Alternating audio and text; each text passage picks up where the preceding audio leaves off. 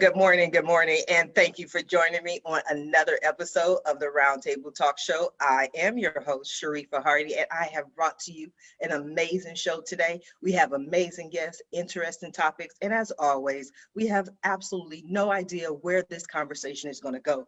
But after nearly 200 episodes, I guarantee it is going to be good. It's going to be fun. So before I go ahead and introduce today's guest, I'm going to ask you to do what I asked you to do each and every day. And that is to go out and be an evangelist for the Roundtable Talk Show. There's someone within your network, someone on your friend list, someone around you. Maybe it's a coworker, maybe it's a spouse, a parent, a child. I don't know. But someone needs to hear this information, and they are not going to hear it unless you share it with them. So go ahead and share the show. And while you're sharing the show, I'm going to go ahead and introduce our first guest, Miss Katrina Roddy. Katrina worked 30 years in corporate insurance before being laid off.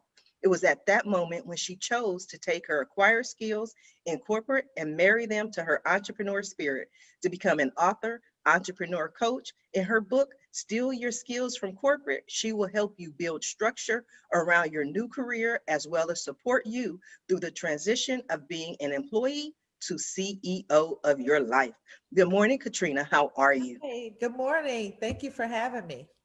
You are welcome. Thank you for joining me. I was so interested in having you because I can completely relate. After being laid off 8 times, it was like, wait a minute, I got to figure this out because this whole employee thing is not working out for me. But I was sad because, I kept trying to look for jobs and people saw me as someone who job hopped. I'm sure you're familiar with that experience. And then I went to an interview and the representative said to me, he said, oh, wow, Sharifa, you have the resume of an engineer. You have so many different skills. And from that moment, my view and my mindset changed. I'm sure you can relate, Katrina. That's amazing. Usually people get to about round 4 before they get tired of layoff, or what I call the corporate breakup. And I call it a corporate breakup. You mentioned some of the things in it. It's mostly because when it's like a regular relationship breakup, right? So when you break up, you go through anxiety, you go through, the stress that comes with that, sleep disturbances, and all of those things happen during a corporate breakup, and nobody ever talks about it. They just tell you to go find another job, and then that becomes a hurdle. But in a regular relationship, they're like, take time, work on yourself, get yourself together. And so that's what I really promote when I talk about the corporate breakup. And when it comes to stealing your skills from corporate, you said everything my book is about. Take everything you've learned. And sometimes skills can be a metaphor for, sometimes corporate can be a metaphor for life. Just take those life skills, identify those skills, and then jump into something that's more fulfilling to you. And that's what I did. It sounds like that's what you did as well. Absolutely. So tell us about your journey to get to where you are. Oh gosh. So I literally started in corporate. I've probably been about 32 years now. But right out of high school, I got a job that was part of my college. So my corporate job, my business job would report back to my school, and that was a class for me. So that's how I started off so early. So right out of high school. And through that journey, I was promoted. I loved it. Corporate actually paid for me to go to college. So I'm not stuck with college tuition debt because of tuition reimbursement. All of those things happen. But along my journey, what I found out is um, you get to a certain point, even though I would always feel like the youngest in my department, I was kind of a dinosaur because I had been in it so long, and the newcomers that had come in, everyone caters to the new people that are coming in. So when I got laid off, there was probably 5 of us. 4 of them said, yay, I'm going to retire. And I said, that's not an option for me. That's not an option. So what I ended up doing was I knew I did not want to go back to corporate. So I just started exploring that entrepreneur side I had. And how I know I had that is because I would always try different things. And in my role as a sales executive, I could pretty much shape it to the way I wanted it to look. So therefore I knew I had some type of entrepreneur spirit. And that's where I am today. Yes, but I think we often find that entrepreneurial spirit. One of the things that stands out for me in what you were saying is I've been working for a long time. I've been working since I was about 11 years old, helping my dad with his plumbing company. And then Yeah. my dad's friend, who owned a sprinkler company, got the contract to do the irrigation system for the 105 freeway when they built Oh, it here in Los Angeles. And so my dad was like, well, my daughter could help you. This is huge project. So at 16 years old, I'm the office manager for this huge project. Then at 18, I'm not going to take you through my whole story, but I'm making a point. At 18, my first job out of high school was working for TWA, for Trans World Airlines. yep. So I went from one job to another job to another job. There was never a thought of, oh my God, am I going to get a job? Will I find a job? Will I get hired? It wasn't until about 2001 where this whole mentality, and I got laid off for the first time, where I started getting laid off over and over and over again. And I know a lot of people went through the same experience. But one of the things that you touched on, Katrina, was that people didn't understand the mindset of being laid off. When you quit a job, you usually have a plan B, something else that you want to do. You're moving across the country, you want to be a stay-at-home spouse, parent, whatever it is. Or if you get fired from a job, even though, we're not going to tell Scott and John that I really did it, I was wrong and they fired me. I know it in my heart of hearts that I was wrong, but when you're laid off, I tell people I had employee of the month. I had just received evaluations that said I was the best thing since sliced bread. And the next day they're like, Sharifa, this is your last day. So it affected me in a way that most people didn't understand. Can you speak to that a little, Katrina? Absolutely. Absolutely. So same thing. I felt like I was at the top of my game, and I worked in corporate insurance. So I worked with some of the very large major accounts. Really loved what I was doing. I felt like this was where I was going to retire. I had been there 10 years, and it just felt really good. And then all of a sudden I get a call from, he's retired now. He was my boss at the time, and said, hey, just want to let you know that they're going to let me go. And I was like, oh my God. And he's like, so we got to put together the plans that we'd been working on for you. Then he called back like 2 hours later and said, oh no, they're going to let us go. And I was devastated. I had a son about to go to college.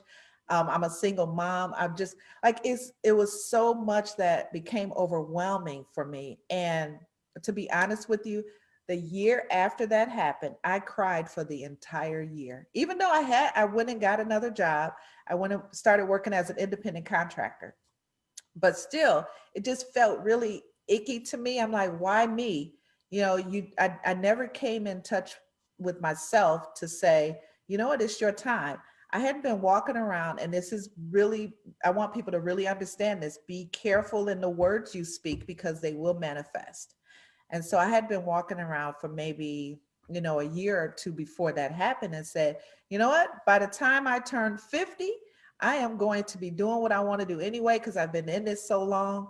And I just kept saying it over and over. And it happened before that.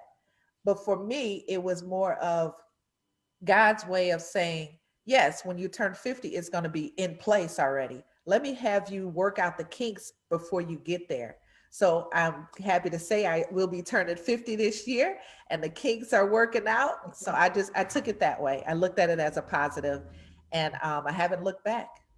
I know that feeling well. That's part of Yeah. my journey. I keep telling people God kept shutting the door. He kept closing the Yeah. door so I can do so many other things. Now, Katrina, I am going to come back to you, but I want to go ahead and introduce our next guest, who probably has a pretty good idea of what we've been talking about, Mr. Scott Ballard. Scott is a coach, speaker, author, confidence coach. By asking deep questions, he helps business owners, entrepreneurs, CEOs, and leaders create insight, breakthroughs, and transformation to take their business and their life to the next level. Good morning, Scott. How are you?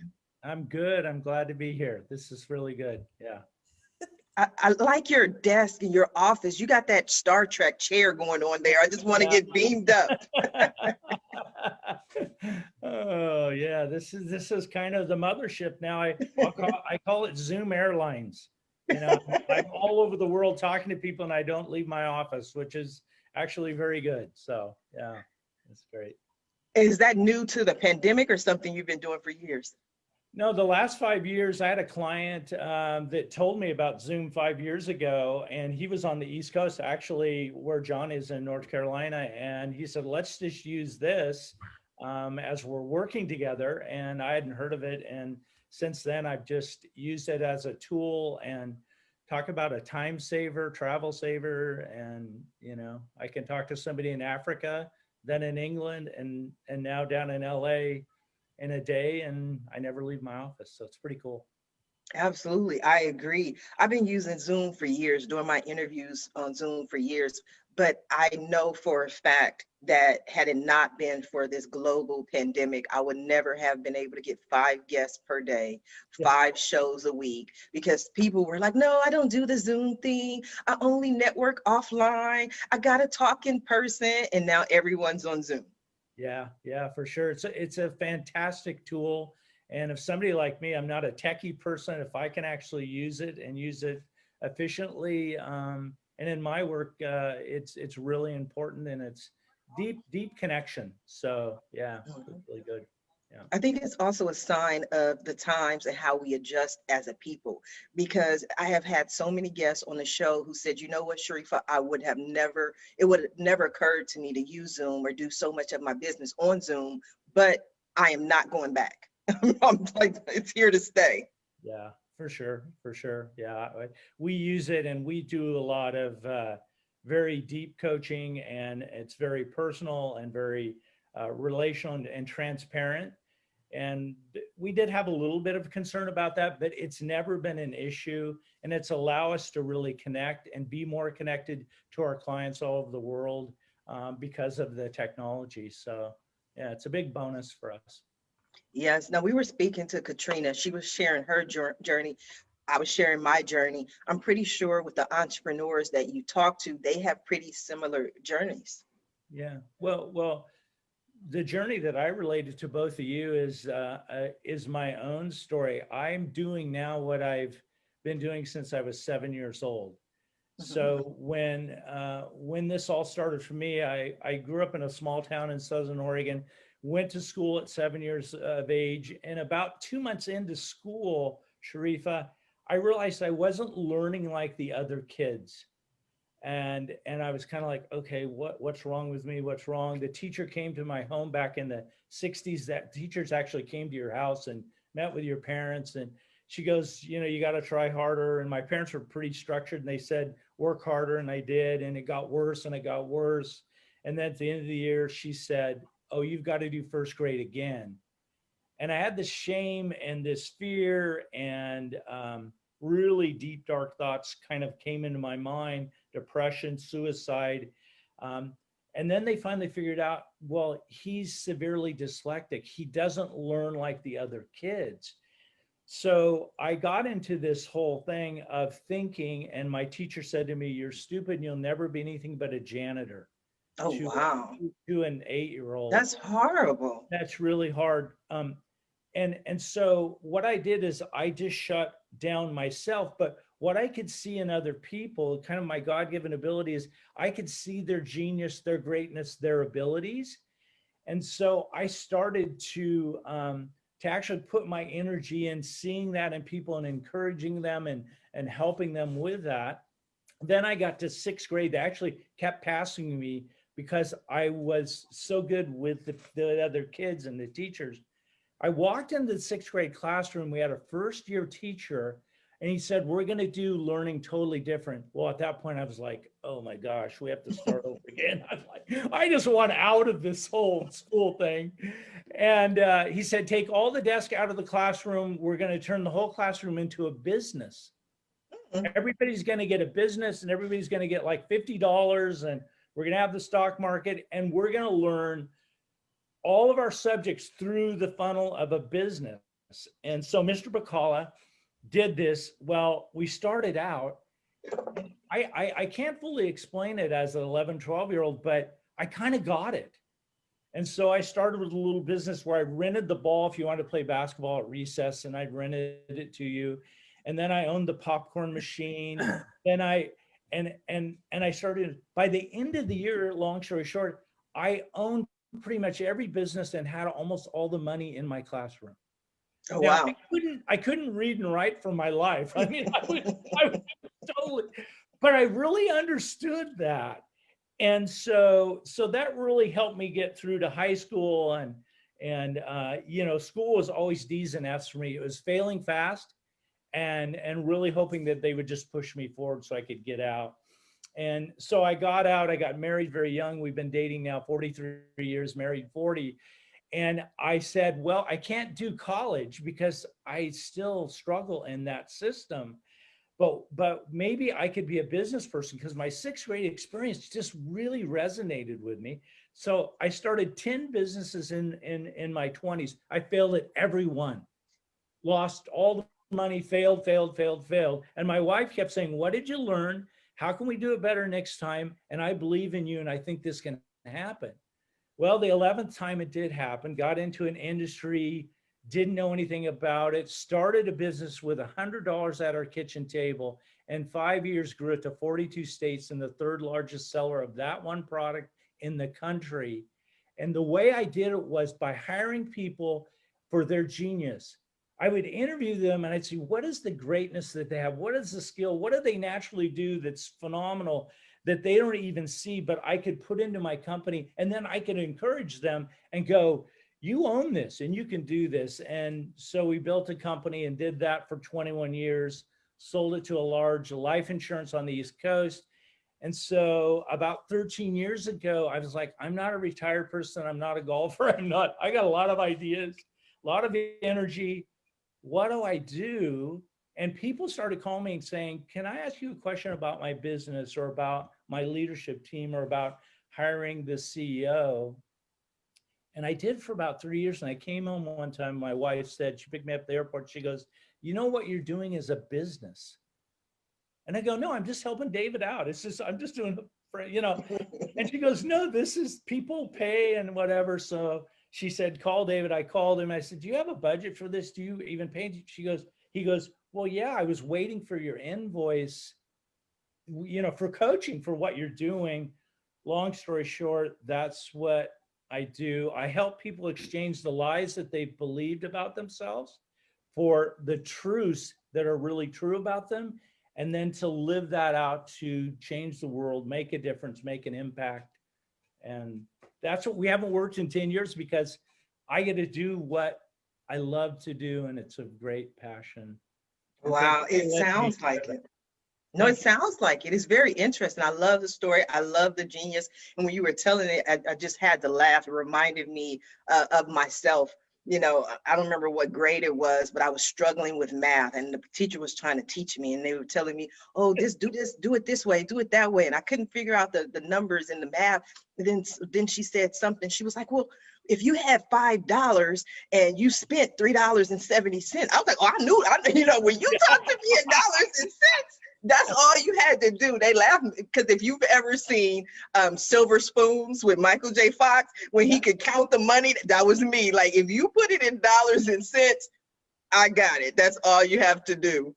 Scott, I'm going to come back to you, but I want to go ahead and introduce our next guest, Mr. Jon M Quigley. Jon has been developing products for more than 30 years and is the author of many business and product development books, as well as scores of magazine articles at nearly 60 different outlets. He has ceded 7 U.S. patents to the companies at which he has worked. He is a guest lecturer at universities around the globe and speaker on product development, product management, and project management topics.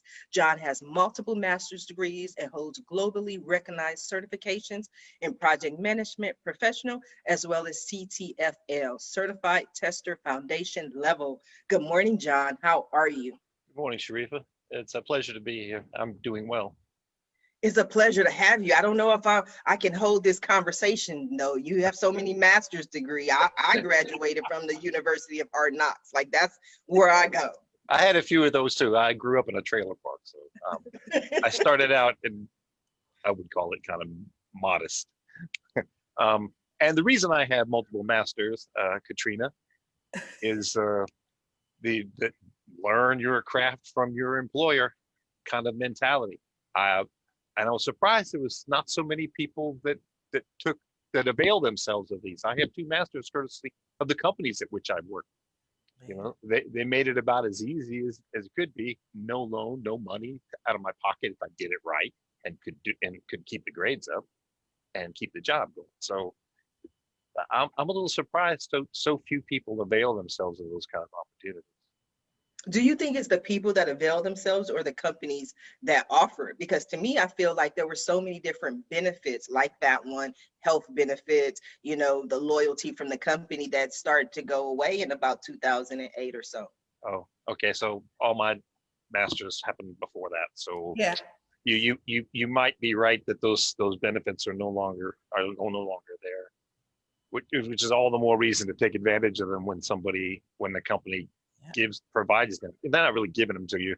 They're you kind of earn those things, and chances are good if in my experience, if you're taking that advantage of those things, they're going to expect more from you. So it's an Absolutely. investment on their part as well. Absolutely. So apparently you're the king of patents.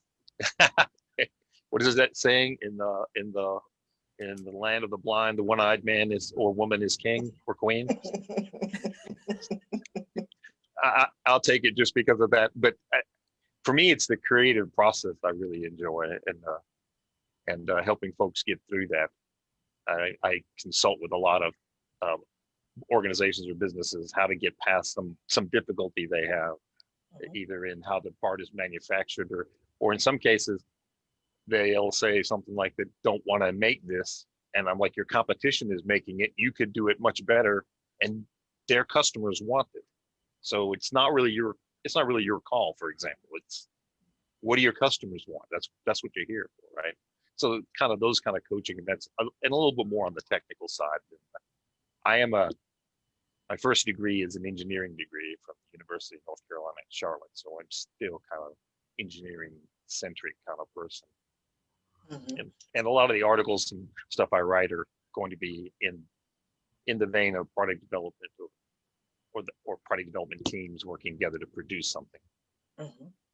Now, since you again are the king of patents, which we're going to give you, do you have a certain process in which you start into patent or product development? Do you know, because most people, I believe, and I've heard the expression, I actually use the expression, there are cemeteries full of $1 million ideas, which, you know, means that most people take their ideas to the grave. We have these wonderful ideas, but we don't know what to do with it. We don't know how to move forward with it. So do you have a process or kind of way that you typically advise people to go? Yeah, as a matter of fact, one of the first things you need to do from my experience is to blurt these things, voice them around people that might be interested in them, that could help you bring this thing to fruition. Because the thing about patents, they generally are not a one-person deal. Even if you see one person's name on there, chances are very good there's been a lot of other interaction to bring it to that point, even if it's brought to the patent attorney and all the creativity is from that individual. There have been a lot of ideas kicked around, or perspectives that were, or coaching that was brought to bear on the problem to create the intellectual property or the patent. So for me, a large part of it is to look at a problem, and when you start thinking in terms of this is how we typically do it, to get away from that and to start saying things like, there's got to be a better way.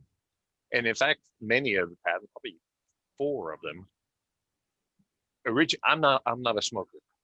I don't care if people smoke, but I'd work in a lab with a bunch of people, and they would walk out and go to a place outside where they could smoke around there's like a picnic table with an umbrella. Geese were out there sometimes in the spring. It's kind of nasty because I'd go look at the geese and they'd want to chase me off. I'm just looking at them. They think I'm going to steal their eggs. But anyway, they'd go out and they'd smoke a cigarette out there, and I'd go out there and we'd ask questions. How come we're doing this? Wouldn't it be great if, you know? And we start kicking ideas around, and I'd make note of those and put them in some kind of format, documentation, not formalized, but just blurting our ideas. And then we start structuring meetings and discussions and explorations around those things, and eventually culminating and like we're like, hey, this is unique and nobody else has done this. So let's go send it to the patent attorney for management, see what they think. It was never with the goal of creating a patent. It was more of exploration and then, this might be cool. Much of my career is like that. I've not had a goal in my mind that I'm going to be this and I'm going to be that. I'm going to go here and do that. It's been more of whatever. In fact, I wrote a LinkedIn article about it some years back. It's been more of it. What piques my interest? Hey, this looks interesting. Let's go explore over here. And it's similar with the intellectual property and the patents. So the key is to not let it stay in your head, I think. Get it in front of some other people that gives it a little bit more energy. Don't limit your thinking to what you immediately know, because that's probably going to kill you or kill the product or kill the project. And explore. Don't be afraid to. But do you feel that many people are afraid to put their idea out there because they're afraid someone is going to steal it? That might be some of it. Yeah, it's probably a significant part. I think it's more afraid that I might say something stupid and somebody is going to say, dude, that already existed 20 years ago or 10 years ago, or what you're saying is just ludicrous. That technology never be that, right? Mm-hmm. I think you couple those two together, you're probably taking the top percentage why people don't say, why they don't say these things or voice these things they're thinking about. The thing is, if it's in your head and it goes no further and goes to the graveyard, is that better than if somebody else stole it from you and made it come to pass? I mean, I'm not sure. I think those things are equal. I think it might be better that the idea see the light of day if it is an interesting idea than for it to get buried. Absolutely. Excellent point. Excellent point. Katrina, what are your thoughts so far? We heard from Scott and John, who basically have the same message on how long they've been doing this and why they do it. What are your thoughts? Well, I'm listening to John and I have my own graveyard of ideas. I think I own my own cemetery. The other day, I just came up with something. I'm like, And I think a lot of what you said, John, is people just don't know where to go with that information. Like, how do I even get that process started? And I know that's for me. I'm like, I don't know what to do with this. Here's a good example. In my neighborhood or in my city, there's a lot of carjackings right now. I mean, a lot. So the carjacking crime is very high. So me, I'm just thinking, well, yeah, if Volvo, it has to be the safest car out there. Why can't they just do face identity when you get in the car? And that way it doesn't stop. Like, I have these ideas. I don't know if they exist now. I don't know if they're in the works, but I just come up with them. And then I put them in the graveyard when they're done. That's a very good idea. And there's some, I don't think face recognition is there. I've not heard that, but there are Volvo trucks, the heavy trucks. Yeah. They use a face scan to watch your eyes. And they watch your eyes. So, because if when you've driven long legs, your eyes kind of, they get a little slow to open and things like that. So I usually roll the window down and turn the stereo up really loud. Go at it. But and so there's some parts of this already available. I mean, the recognition of where your eyes point and make sure they're actually looking on the road instead of too long away from the road, or you're drowsy, and warn you that these things. So it doesn't seem like a far leap to make something like what you're talking about. Yet that does seem this is how far I got with that, John. I looked up research and development department of Volvo because I was gonna send it to them. And when I did that, it said job openings for, and I said, I'm in the wrong spot. And I stopped. I stopped. So I have that graveyard. As far as Scott hit on something that was very, near and dear to me as well. When he started talking about high school and how he got to his career. So I will be repurposing my book right now. Is part of, stealing your skills from corporate. But what I learned through my son's college experience and how much, whatever you think college cost, add a zero to it. And that's what it costs, because it's horrible. But I do realize that there are some kids, you know, as John mentioned, and I'm sorry, as Scott mentioned, that may not want to go to school or, you know, do anything of that sort. So I want to be able to take my book and repurpose it and talk to some of the high schools about, you know, let's start a business. Let's figure out how to start a business where you could actually make some money. Learn a trade. I'm not going to tell you to stop learning, because you're always learning about everything. And so if you think you're not going to college, doesn't mean you're not going to learn. You're still going to go to some sort of schooling to get to a point where you have to get to. But I think it was very important that he said that, because that's exactly what I've been thinking. The second part of me repurposing my book is also for individuals who were in prison, you know, and they get out and they don't have a place to go. You know, I watched a relative of mine struggle with this, because they always have to put down, hey, you know, I was incarcerated for X amount of years, and then they get brushed over. I know there are some programs out there with some of these bigger companies now, but still, if I can teach you just to use your skills to create your own business, that would be awesome for me. So those are the two things I heard when listening to you guys. Well, what I want to say, and then I'm gonna allow Scott to respond. But Katrina, you're not at the graveyard. That's the most important thing to take away. Is that's years and years and years. So there's still time and there's still hope. Am I wrong, John? No, you're not wrong. That's exactly right.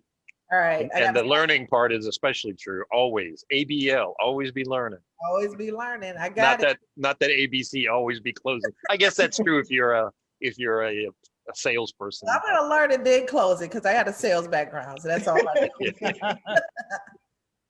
God, what were your thoughts on what Katrina had to say? Yeah. I think the thing that it makes me think about is the question of who. So when we get an idea, to get back to John's process, which I love, the first thing that I have learned to do, because I have this really healthy, limited view of what my greatest ability is to think, who do I know, or who can I reach out to that might have more information, insight, ideas, or thoughts around this idea? Because I work with a lot of people that have these companies, and it was originated out of an idea from them working on their car in their garage at home, and they create a tool or whatever, you know, all these different things. But when they get stuck, inevitably they get stuck when they quit asking who else could help make this a reality? Who else could help bring this to the market? Who else could help make a prototype of this? Who else is an expert that I could put on the team to move this forward to actually doing what it's supposed to do in the world, creating value, serving people, that type of thing. And so that's, you know, I had to learn that from my dyslexia as a kid, because I couldn't write the history paper because the teacher couldn't read it and it never made sense. So I had to find the smartest girl or guy in my class and some way work a deal and say, well, you're a great writer. What can I do for you? And you could maybe write the paper, I could speak it out or whatever. So my whole life has been about seeing the who that is around me and drawing on that and bringing people together to get something done. And so even with CEOs, even with entrepreneurs that are super successful, it's easy to silo and think, I've got to figure this out myself. It's all on me. Well, it never is. The greatest collaboration, the greatest impact is when we put people together and then have the shared vision or mission or purpose or whatever to serve the customer, the world, whatever. I love John saying, and you know, but I wrote down on my notepad, who helped me. Right. But what stands out to me, Scott, and just listening to you as a kid, you were a deal maker. Like, it's the art of the deal. You were willing and dealing naturally as a kid. And so many people can't learn or that skill. They feel like they can't, but some people it just comes naturally. But I had to. So survival is either commit suicide at 8 or 9 years of age, And that's where I was at. I came very close to that. So I understand how you can be sucked into, this is all on me and I got to figure this out and I'm on my own, and nobody cares or believes or understands that I can do anything. And so then I chose a different way, and I said, well, look at these people around me. They're amazing. But I couldn't see it myself, but I could see it in them. So I've always had that lens of, gosh, if you surround yourself with really smart people, people that have all these gifts and talents, boy, it's pretty amazing what you can do, you know? And so I like that what you're saying, because when I coach people, I never admit that I know everything. What the people do know about me is that I'm extremely resourceful. And so, you know, a lot of times when I go to networking, I like to tell people networking is not for me. It's not for you. It is for you to become a resource to somebody else. So the more I learn about other people and what they do and how they do things, I pull them into my circle. So, you know, when we get to the business part of me coaching them, I say, you know, now you have access to my executive team. And that means you have a financial advisor. That means you have another coach if you need some help in another area. You have all of these people. You have a chef. You have health advisors. You have all of these people to help you get through what you can, because I have access to them. So the more I learn about other people, the more I share with people. But let me just ask you this, Katrina. I was listening to Scott and his who, and I was listening to what you had to say, and we were talking to Jon about this patent and building the team. But I also feel like people are concerned that they won't have the resources to be able to afford it. Like you and your team, that has to be about $1 quadrillion worth of information. So it's like, I don't know if I can afford that. Do you feel that that's a concern for people? Oh, absolutely. It's absolutely a concern. So what I do is, the people that I work with are the people that I work with them personally as well. So there could be, like Jon said, there could be some bartering involved. There could be okay, because you're working with her and I know that there's an X amount that you're paying her, we could work out a deal. Like there's deals to be made all the time. Or you can go to, like, you know, there's some free courses. There's stuff that could happen, even if it's not at a level. If you take away anything, even if it's a free course, you've learned something. Mm-hmm. I just laughed and smiled, because when you mentioned there's a deal, you kind of smiled, and I felt that same energy with Scott. It's like there are certain people, it's just like, for me, I have to have a deal. It has to be some type of deal. It's almost like that feeling of being in Vegas, you know, it's like the art of the deal. Are you like that, Jon? Yeah, exactly. And what I've learned over the years is, okay, so I write a lot of magazine stuff, my own articles. And one of the places I write, to do a lot of project management work, is at PM Tips. Now, you don't get what you don't ask for. So when they approached me about writing, or I approached them, I can't remember, I said, this is usually what it looks like. And they're like, we'd rather not do that. We don't usually do that. And I said, I'll tell you what, you create some kind of advertising. And they made the proposal, and they did something really, really nice. So I write along with a guy named Steve Locke, one of the other people I work with, a recurring column over there every other week for this nice page of advertisement material, and well done. I mean, they put a lot of effort in. So those deals, those are important. I mean, not everything has to be a barter. I can write stuff pretty fast once I get the traction on it, right? The idea, the seed. If I got that, we can do something fast.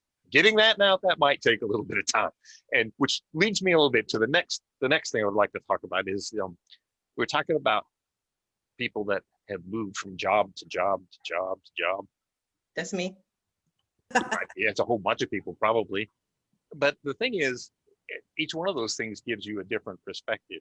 Did you know that a group of people that encounter the same circumstance can all come away with a different perspective, a different fundamental learning, right? So I'm on a project, the project crashes, right? Everybody around the table that was on that project will have a different spin on why the project met its demise. They might all be right, might be one or two of them, and maybe it's likely a combination of some or all of these events that actually caused the thing to crash. Which leads me to the whole who. It's part of the self-sufficient part of the thing is getting enough experiences and being able to step out of what you see and what you immediately want to call it and look at it from multiple angles. And you're still going to need the who, don't get me wrong.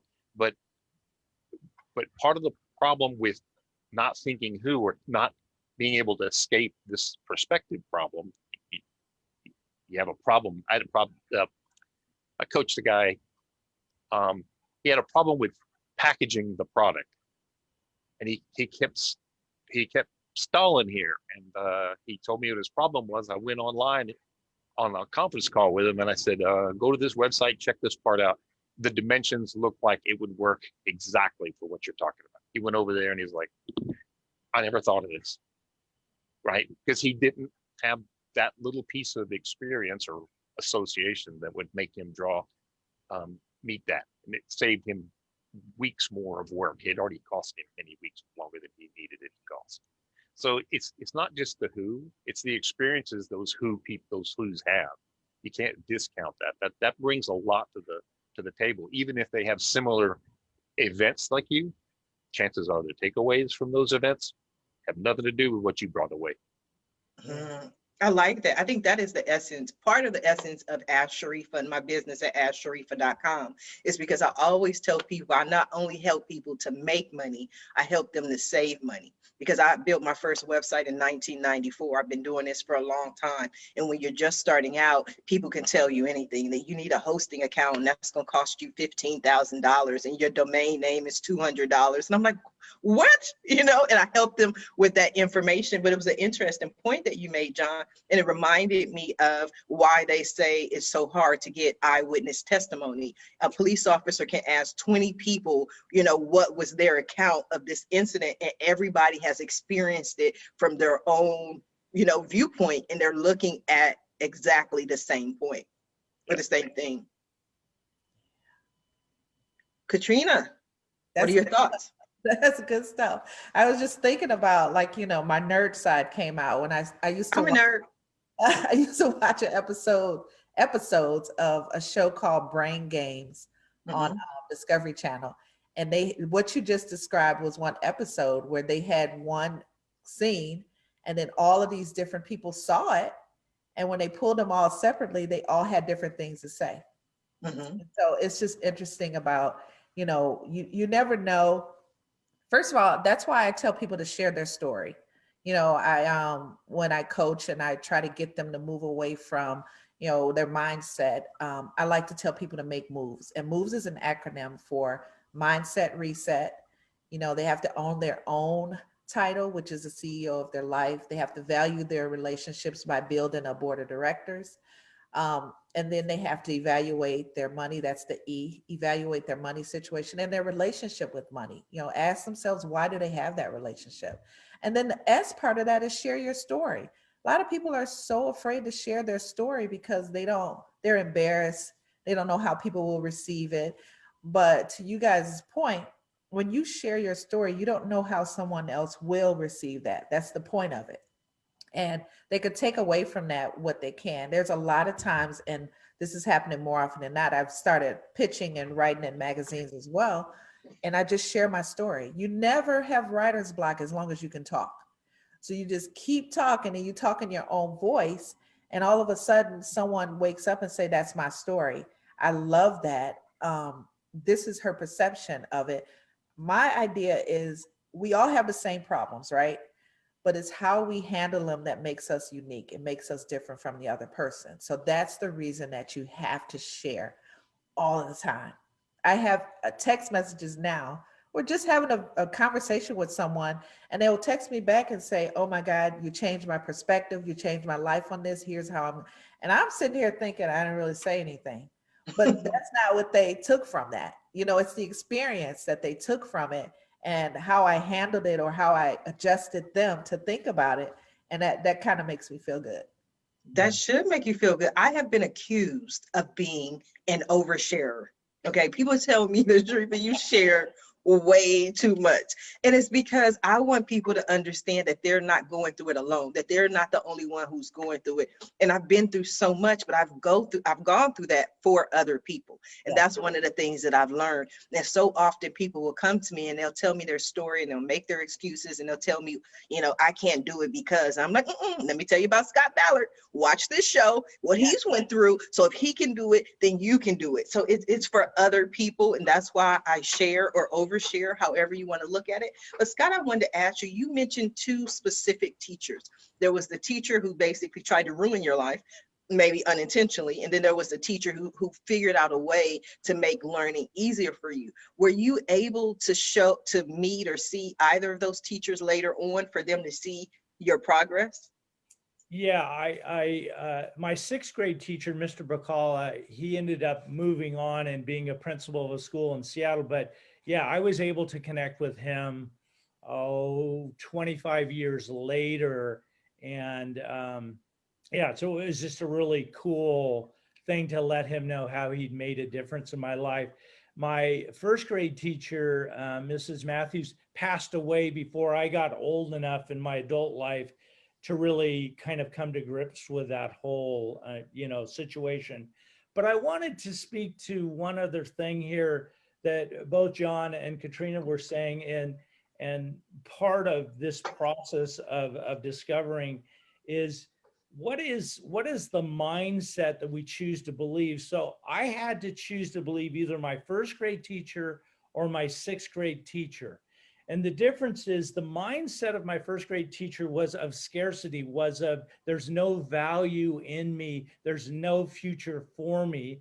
Or my sixth grade teacher would said, this is something you're phenomenal at, and we're going to actually encourage and build on this gift that you have. And that's thinking. Do we believe that the world is abundant in opportunity for us to go and be all that we can be? Or do we believe that there's really nowhere to go? And that inherently, we have to figure that out, and we have to choose that. The problem is so many people have chose this scarcity, this lack, this there is no answer, there's no way forward mentality in our country, that they're stuck. I call it in my coaching when I do hot seats, it's stuckedness. You're stuck and you've been there 11 years. Like, because you believe there's no way out, there's no hope, there's no way forward for you. So we have to do that work first. And that is exchanging that lie for a truth of, you know what, there is something for you. Yeah. And I hold the belief for people until they can hold it for themselves, just like my mother and my grandmother did for me. And just like my sixth grade teacher and my high school coaches and my wife for 43 years, which is like, I believe that that there's something phenomenal that I'm going to do, even though everything in society tells you, you don't have a degree, you can't read, you can't write, you're never going to, can't, everything. I had to decide to shut that all out, Sharifa, and say, I'm going to listen to the voice that says that there is something I can do to make a difference in the world.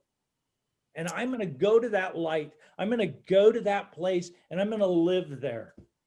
And that's the story that I chose to believe. But we have to recognize we're believing either the lie or the truth. And that is manifested in our life, in our everyday experience. As listening to Jon and Katrina, yourself, you've chosen to see that, you know what, there's possibility, there's abundance, there's bigger things for me. Your 200 episodes is resounding proof that is true. Yes. I love that. I love that. Bring it on. Bring it on. Thank you. I love that. Jon, what were your thoughts on what Scott had to say? Well, first of all, I envy folks that can remember back that far. For some reason or other. It was painful, Jon. It was really painful. I reckon it was, yeah. Because I'm thinking, for me, that part is kind of a blur. There were some key folks, and I remember what they did. Mr. Gilchrist being one of them, and Mr. Stroud being another. But there's no way I would remember all of these things. But as Scott was talking, I was reminded of a saying. I can't remember who said it, whether you think you can or you think you can't, you're right or correct. And I Mhm. thought, well, that's pretty spot on. But as I'm, what do I call it?